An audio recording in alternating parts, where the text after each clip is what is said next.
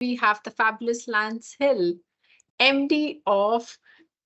Now, I'm gonna, why I'm reading it right now, because when I looked at it and I said EDWPS, I was like, wow, okay, that's interesting. And it's like 8 days a week print solutions. That's right. Lance, that's quite a twist in the name itself, 8 days a week. So tell us about, you and your business. Yeah, so my background is 34 years in the printing industry. So I left school at 16, went straight into an apprenticeship. Literally started right at the very bottom. And I was very fortunate back in 1989 to work for one of the largest direct marketing printers in Europe. They invested heavily in their people. And I guess, without dragging the story on too long, I went through various stages and various companies. We're working for some really great people, some good leaders who inspired me. Went through from production into sort of sales and marketing positions, and eventually got the opportunity to do my first management buyout in 2007, just before the credit crunch of 08, which was interesting timing. Yes. The previous company. And anyway, yeah, long story short, an opportunity came along to join 8 days a week in 2019. The previous owner was looking to step down, so I joined the business, and then I acquired the business in 2021. So yeah, it's been a fairly interesting and exciting 34 years for me on my journey, and the last few years have been particularly interesting as we've accelerated our growth dramatically. The business itself, 8 days a week, Print Solutions, and I'm not responsible for the name. That was I inherited that when I bought the business, but basically David, the previous owner, was a big Beatles fan, so 8 days a week, obviously one of their songs, and also I think because we're very, very focused on customer service and quick turnaround, I guess we squeeze 5 days, we squeeze 8 days into 5, I guess, is kind of the rationale. So, and it's a name that people remember, right? So I guess if I was setting the business up from scratch, would I call it that? Probably not, but actually it works well because people remember us now. Remember, absolutely. When I saw 8 days a week, and I also exactly thought that probably they're doing so much that they do the 8 days a week work in like 7 days. So that's quite sort of being so efficient. So wonderful. Lance, you have won so many awards in the couple of last 3 to 4 years, and I was going through it, and there was a whole list of awards. Just to name a few of them: the company award, Print Weed Awards, SME of the Year 2022, and then your customer service team won an award as well. So, what do you attribute your growth to? When you started this business. When I joined the business in 2019, 8 days a week was quite unknown in the industry or in the market. I knew the business actually because I'd known the owner for a number of years, and it was a bit of a sort of a sleeping opportunity. The previous owner said to me, look, the business is in good shape financially, we're solid, we've got a great customer base, but it needs somebody like me, to kick it on to the next level, probably with a more sales and marketing outlook. David was very much a production person, was happier running the machine, whereas for me it's about network and building. So I saw this amazing opportunity to take a business that was, again, financially solid, great people, to really kick it on to the next level. And I guess from day one, when I joined in 2019, I kind of created a plan of what I wanted to do, and we've pretty much done it. And we've probably done more than I expected we've done, to be honest with you, because we launched another division last year, which wasn't on the radar at all. That came about from another opportunity. So yeah,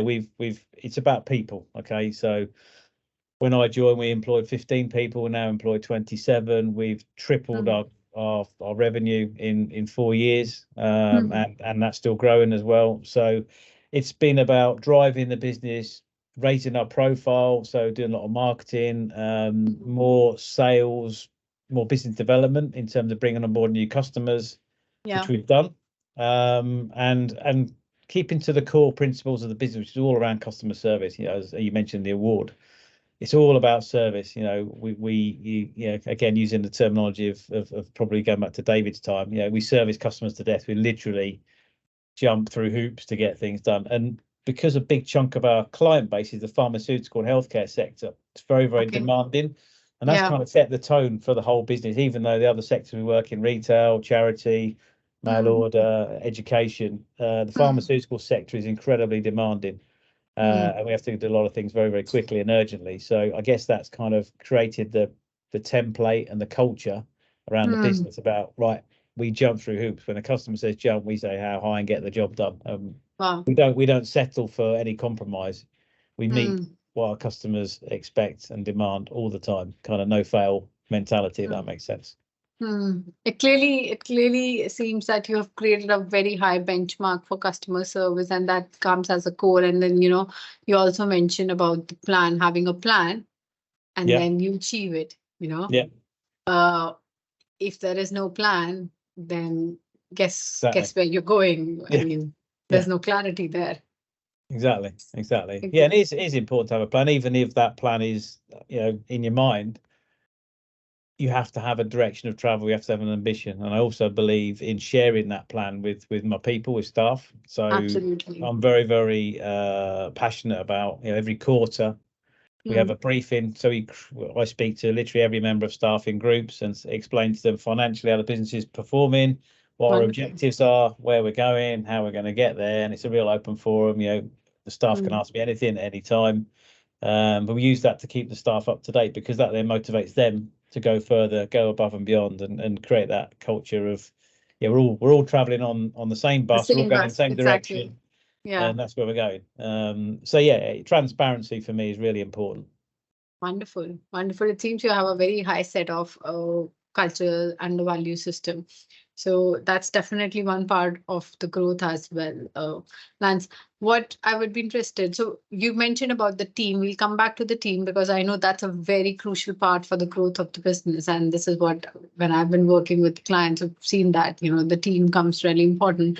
But before that, if you look back at your journey and 2019 to 2023, when you joined this place, it's been almost 4 years. What do you think is what has been your biggest learning so far as a business owner? Biggest learning for me is to probably be what I've just said about being transparent. Be open with staff, be very, very clear on what the objectives are, where we're going. I've worked for businesses in the past where I've seen both styles of management and culture, where you've seen one that's very, very open and another one that's very closed book. And you never really know what the leadership team is thinking, where we're going, no communication. So I've seen both sides of it, and I know what works. Being open and honest with people is by far and away the best way forward for any business, regardless of size or scale. Because employees have a right. If you want to get the most out of your people and your staff, you need to share with them what you're trying to do, where you're going, and actually reward them as well. So we have a profit related bonus scheme as well. So again, they share in the spoils at the end of the year. If we have a good year, they get a significant financial reward for that as well. So that keeps them motivated as well. So the biggest thing for me is people. I'll always say that it's people first. Get that bit right, the rest is easy. And I say easy, it's not always easy, of course, but I think if you've got the right team of people around you, and actually I'm never afraid to say this, I'd love surrounding myself with people cleverer and more intelligent than me. Which isn't difficult, but if you do that, you've got. I think if you ask any entrepreneur that has a similar sort of outlook and culture, they'll all say it's about the people. It's always about the people. So that's the simple ingredient, if there is one. Absolutely. I read this quote somewhere, and this is bang on what you just said, that having people smarter than you in your organization working for you, and then whatever you aim for as a company, you achieve it, because it's all about the people. So now when we're focusing on the people, Lance would want to know from you, what sort of qualities do you look at, when you're recruiting your staff members? Biggest thing for me is attitude, mindset. I think if you start with somebody that's got the right outlook and attitude and probably ambition, you can create the rest. You can teach people. They can learn. You can bring somebody in that's not skilled. So in my business, we're a printing business. There's a lot of skilled staff that have to understand a lot of technical knowledge. We've, a prime example is we brought in, 3 trainees, actually during COVID through the Kickstart scheme they initiated in the UK. And they knew nothing about what we're doing, nothing. But when I was interviewing them, it was all about what was up here. Did they have the intelligence, the ambition, the willingness to learn something new? And if the answer is yes, you've 50% there. If you can teach the rest and develop the rest and work with them, you've got the foundation there. And that's worked, and that's how I started. I started as an apprentice and knew nothing about print, and went in, and I ended up being a business owner. So I guess I'm a living, breathing example of what can happen if you've got the right mindset and somebody who wants to learn, wants to work. And that's it. I'd rather take on somebody who's got the right mindset with no knowledge than somebody's got loads of knowledge and not the right mindset. Absolutely. All day long. All day long. Absolutely. So that's really important for me. Yeah, I remember the Kickstart, and we hired a lot of apprentices at that point of time. And you're right, it's all about the attitude. I still remember we still retain one of our apprentice who's now working with us. And it's all the attitude, because there has been so many different roles, but everything he does because of the right attitude. And you can train people, as an employer, you train people, and the attitude is right, they learn it. Yeah, that's exactly. Yeah. So Lance, with so many things going on, how do you manage your personal and business time? How do you manage your time? I have a very strict policy. If it's not in Outlook, it doesn't exist. Love that. So what a former boss of mine said that. I was like, I love that. So everything goes in my diary, literally work, personal life, literally everything is in Outlook. And I say to somebody, if it's not in there, it's not happening. It doesn't exist. So that's my first thing. And I guess over the years, as I've got busier and busier and doing more things, you have to be super disciplined with time. And I guess I've learned over the years to be more strict about focus on the things that matter and push down the priority list of the things that either don't matter or can wait, rather than just trying to be everything to everybody all the time. Because I always want to keep everybody happy and spin a lot of plates, but we're human. You've only got so many hours in the day, and I do work long hours. There's no doubt about that. So yes, I'll go from phases where I might be up at 4 a.m. I could do half a day's work before the rest of the business has even started. I don't do that all the time because it's probably not sustainable. But I'll have moments where I can feel there's pressure point coming, and I think, right, I need to put some extra hours in here. So I will literally be up at 4 a.m. and I'll do that, and then I'll work a bit of the weekend sometimes. But then other times I take that time back. Because so how long hours do you work? Normally, like this morning, I was on the road at 6 a.m. I was in the office for 7:30 because it's a bit of a commute for me when I'm in, because I work remotely 2 days a week, 3 in, and I'll be here. I'll do probably 10 hours today. But then I sometimes catch up a bit in the evening as well. Once the bit of personal family life with the kids all sorted, and then I might catch up on a few bits. But I like to think I have a good balance, but I think I have my phases where I probably pushed myself a bit too hard, and I did that last year when we launched the other Division 8+ last year. I probably had 6 months where I was probably pushing it a bit too hard, and it probably wasn't sustainable for a long period of time. But I recognise the signs, So so you're consciously aware of it. Yes, I am. Yeah, I know when I'm probably at the limit, or I need to then think about, right, okay, I've got to be really, really strict on this, because we're not we're humans, we're not robots, I'm not a machine. So I'm not indestructible, I suppose I'm probably saying. Whilst I might think I am, I'm not. I'm human like everybody else, and I probably have my breaking point. So, and also, as a business owner leader, I can't afford for me to fall over. So I need to look after myself as well. Yeah, no, fantastic. I mean, whenever we start working with a business owner, and otherwise also, when you talk to business owners, the only first thing is like, can we get some extra hours in a day? Because it just doesn't end, you end up doing everything or wearing so many multiple hats in a day. So it can be tricky, but person like you who's so disciplined and goes by default diary, I think your outlook is definitely that would be helping you come out of that. time thing. Yeah. And then it would be a conversation having with your family, thinking whether they think you have the right balance or not. I think it all depends upon what the family feels as well. Well, exactly. Yeah, I think they know it, but equally, I say that when you come to the weekend, or it's about doing things that kind of take the stress out of the week and enjoy that time as well. And but I love what I do. I love, it is about a balance, and getting the family side right as well. But I absolutely love what I do. But I've probably only got another 5 or 6 years of doing this, I think, before I start probably slowing down and taking a step back, because I think if you work at this pace for a long period of time, it's probably not the best long term. But and again, it comes down to the people, making sure surround yourself with the right people as well to take some of that workload and that stress away. Absolutely. On that note, Lance, what advice would you give to your younger self? Or that is a great question. And I think if I was looking at my younger self again now, I would say delegate more often. I think when I first went into sort of management roles, I used to do everything myself. I wouldn't let go of anything. I wasn't a control freak. I just think I always used to feel that nobody could do it as good as I could.